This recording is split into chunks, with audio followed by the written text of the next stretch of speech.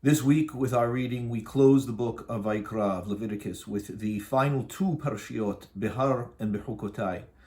These Parashiot, like all the others in the book of Vayikra, occur on the same day, the 8th day after the Miluim of the Mishkan. The close of the book deals with Shemitah and Yovel. These are two sabbatical years, one occurring on a cycle of every 7 years, where the 7th year is a year of Shemitah, and where the fields are to lay fallow and not to be worked. It is like a Shabbat for yearly periods. And then there are 7 times 7 years, and they end in what is called the Yobel, or in English, the Jubilee. It is a time, so the Shemitah is a time in which the fields are not worked, where the business of Israel, their agricultural lives, are laid to rest, and that they take a break. They pause from their engagement in the regular world or in their regular endeavors to a certain degree during that 7th year. On the 50th year, which is 7 times 7, there is a calling of dror, literally liberty, throughout the land and all of its inhabitants.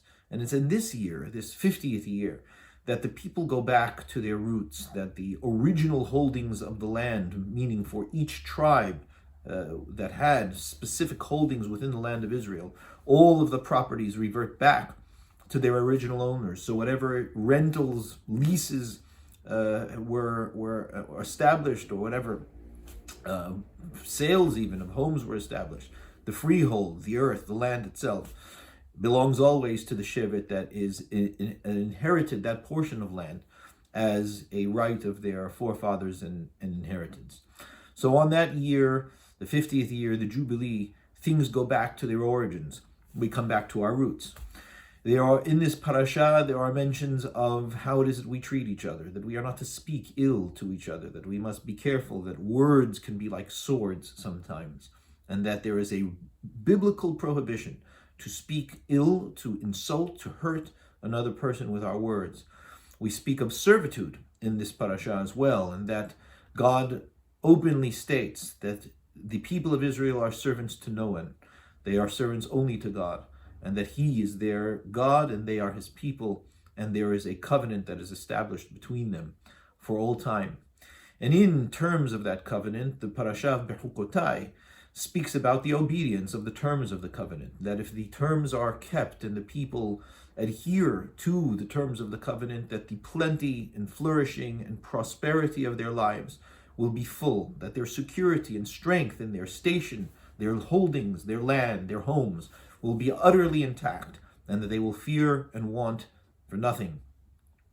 But if there is transgression against the terms of the covenant, if there is a blatant disregard, if there is a haphazardness between Israel and God, and where Israel treats God incidentally, without care, attention, focus, where the covenant is not looked at as being central to their lives, there are some harrowing things that are said in this parasha as to what will occur to Bnei Israel during that time.